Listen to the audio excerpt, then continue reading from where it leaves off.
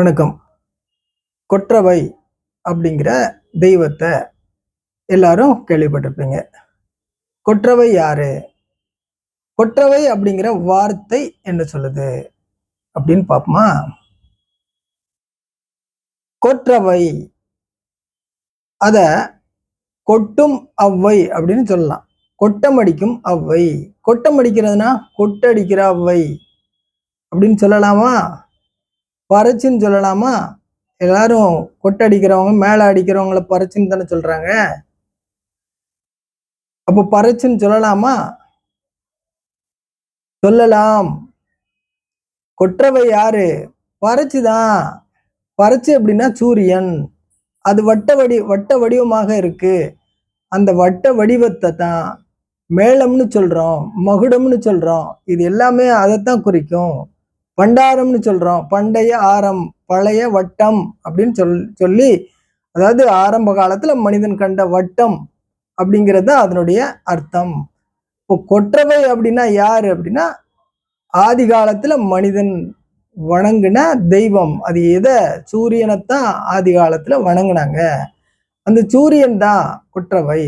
சூரியனைத்தான் கடவுளா எல்லாரும் மதிச்சாங்க, வணங்குனாங்க. அந்த சூரியன் இயற்கையின் தலைவன், தலைவி அப்படிங்கிற அர்த்தம் தான். கொற்றவை அப்படின்னா, அவ்வை அப்படின்னா அது ஆணும் பெண்ணும் இணைந்த ஒன்றை சொல்வதுதான் அவ்வை. அவ்வைன்னா அது பெண் அப்படின்னு இங்க எடுத்துக்க முடியாது. கொற்றவை அப்படின்னா அது தாயாக மட்டும் எடுத்துக்க முடியாது, தந்தையாகவும் எடுத்துக்கணும். தாயும் தந்தையுமான இறைவன் இறைவி இரண்டும் சேர்ந்ததுதான் சிவன், சூரியன்.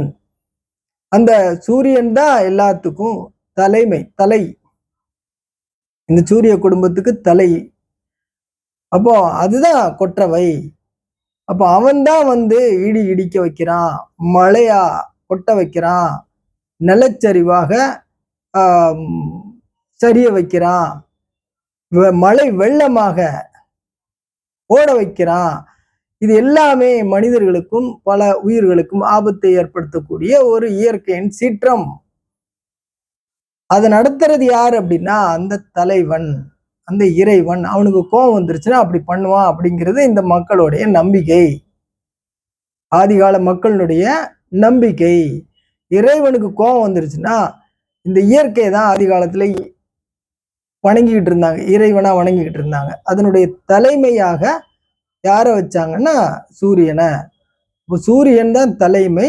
அவனுக்கு கட்டுப்பட்ட இந்த எல்லா இயற்கையும் அவனுக்கு கட்டுப்பட்டதான், அவனோட தான் அப்படிங்கிறது தான் எல்லாருடைய நம்பிக்கை. அப்போ இந்த கொற்றவைன்னா யாரு? சூரியன். அதுதான் பறை. பறைனாலும் மேளம்னாலும் கொட்டுனாலும் எல்லாம் ஒண்ணுதான். அப்போ அந்த அந்த அவனுடைய அவை, அவன் தான் இங்க மனிதனாக பிறந்திருக்கான், நமக்கு வாழ கத்து கொடுக்குறான் அப்படிங்கிறத பழங்கால நம்பிக்கை. அவனை அதான் அந்த அடிப்படையில தான் சாம்ப சிவனை நாம இன்று வணங்கிக்கிட்டு இருக்கோம். சாம்ப சிவன், சாம்பான் சிவன் அப்படிங்கிறது அவன் தான் மலையில உருவான முதல் இறைநிலையாக மதிக்கப்படக்கூடிய இறைவன், மக்கள் தலைவனாக அவதரித்தவன். அவன் மீண்டும் அந்த இறைவன்ட்டே போயிட்டான், அந்த சூரியன்ட்டே போயிட்டான் அப்படிங்கிறது இந்த மக்களோட நம்பிக்கை. இந்த கொற்றவை அப்படின்னா, கொற்றம் அப்படின்னா அரசவை அப்படின்னு அர்த்தம். அரசவை யாரோடதா இருக்கும்? கொற்றனோடதா இருக்கும். கொற்றன் யாரு? தலைவன், அரசன், மன்னன். அவன் தான் கொற்றன். அப்ப அந்த கொற்றன் யாரு? சடைமுடி தரித்தவன், சிகை கொற்றன். சடைமுடி தரித்தவன் தான் சிவன், மலையரசன். அவன் சடையாண்டி, சடைமுடி தரித்தவன். அந்த சடையாண்டி தான் கொற்றன். இதை எல்லாரும் புரிஞ்சுக்கணும். இறைவன் ஒருவனே, அவனுக்கு பல்வேறு பெயர்கள்ங்க. பெயர்களை வச்சு வகைப்படுத்துறான், வேற வேற வகைப்படுத்துறான். இவன் இந்த நிலத்து கடவுள், அவன் அந்த நிலத்து கடவுள் அப்படின்னு வகைப்படுத்துறான். அப்படிலாம் கிடையாது.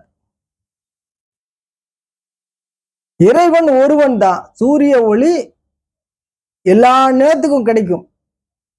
அதுதான் அருள். இருள் அகற்றுவது அருள். அருள்னா எல்லாம் என்னன்னே தெரியாது நிறைய பேருக்கு. ஏன்னா அருள் அப்படின்னா இறைவன் அருள், இறை அருள் அப்படின்னு சொல்லி சொல்லி சொல்லி சொல்லி இவன் அருள்னா என்னன்னே புரியாம போயிட்டான். அருள் என்றால் ஒளி. அந்த ஒளியை தருவது யார்? சூரியன். அந்த சூரியன் தான் பறை. பறை ஒளி. பறையில் இருந்து வரக்கூடிய ஒளி. அந்த பறையை பார்த்துதான் கைப்பறை உருவாக்கினான் மனிதன்.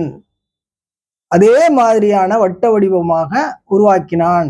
இதையும் பறை என்றான், அதையும் பறை என்றான், சூரியனையும் பறை என்றான், கைப்பறையையும் மேளம் என்றான், அதையும் மேளம் என்றான், இதையும் மகுடம் என்றான், அதையும் மகுடம் என்றான். இது மாதிரி நிறைய. இதையும் கொட்டு என்றான், அதுவும் கொற்றவை. கொட்டும் அவை. கொட்டவை அப்படின்னா கொட்டம் அப்படின்னா கொட்டாரம். கொட்டாரம்னாலும் வட்டம். கொட்டகை அப்படின்னா வட்டம். வட்டமான ஒரு ஒரு குடில் அப்படின்னு அர்த்தம். கொட்டகை நிறைய சொல்றோம்ல நம்ம. இது எல்லாமே வட்டத்தை குறிக்கும். இந்த வட்டத்தின் மூலம் யார் அப்படின்னா சூரியன். ஆதி காலத்துல மனிதனுக்கு இந்த வட்டத்தினுடைய மூலம் சூரியன். அதை பார்த்துதான் இவன் வட்டத்தை கண்டுபிடிச்சான். அதுக்கப்புறம் தான் இயக்கத்தை கண்டுபிடிச்சான், சக்கரம் கண்டுபிடிச்சான், பானை கண்டுபிடிச்சான், நெசவு கண்டுபிடிச்சான், எல்லாம் கண்டுபிடிச்சான். அதுதான் பேஸ். இதுக்கு வட்டம் தான் இயக்கத்தினுடைய அடிப்படை அப்படிங்கிறத இந்த மனிதன் படிப்படியா இந்த அறிவு பெற்று வருகிறான். இன்னைக்கு பறை அப்படிங்கிற வார்த்தையை அது இறையோட இறை குறிக்கக்கூடிய வார்த்தை என்பதால் அதை இந்த மக்களுக்கு எப்படி அடையாளமாக இருக்கலாம், அவங்க அதை சொல்லக்கூடாது அப்படிங்கிறதுக்காண்டி அதை பற்றிய தவறான கற்பிதங்களை உண்டு பண்ணி அதை சொல்ல விடாம பண்ணி வச்சிருக்கிறான். அதனாலே ஒரு இனம் மழுங்கடிக்கப்பட்டிருக்கு இன்றைக்கு. பறை அப்படிங்கிறது சூரியன். அண்டச்சராச்சரமும் பறைதான். ஏன்னா இந்த உலகமே வட்ட வடிவம் தான், அண்டமும் வட்ட வடிவம் தான், கோள வடிவம் தான். இதைத்தான் எல்லாரும் புரிஞ்சுக்கணும். கொற்றவை அப்படின்னா கொட்டும் அவ்வை, கொட்டமடிக்கும் அவ்வை, கொற்றத்தின் தலைவி. இங்க அதே சூரியன் இங்க பிறந்து கொற்றத்தின் தலைவியாக நம்ம பார்க்கிறோம், தலைவனாக பார்க்கிறோம். யாரு கொற்றவை? விண்மண் நெருப்பு நீர் காற்று என இந்த ஐந்தான இந்த இயற்கையின் ஒட்டு மொத்த உருவத்தை நாம் கொற்றவை என்கிறோம், என்றோம், இன்றும் சொல்கிறோம் கொற்றவை என்று. அப்ப கொற்றம் அப்படின்னு சொல்ற வார்த்தையை கொட்டம் அப்படின்னு சொல்லலாம். அதை புரிஞ்சுக்கணும். கொட்டடிக்கிறான் அப்படின்னு சொல்றாங்கல்ல, அதேதான். கொட்டடிக்கிறவன் தான் கொற்றவை. இப்படி ஷார்ட்டா சொன்னா எல்லாருக்கும் புரிஞ்சிடும். மேலும் மேலும் இந்த கொற்றவை பற்றி நாம பார்த்து கொண்டே இருப்போம். நன்றி.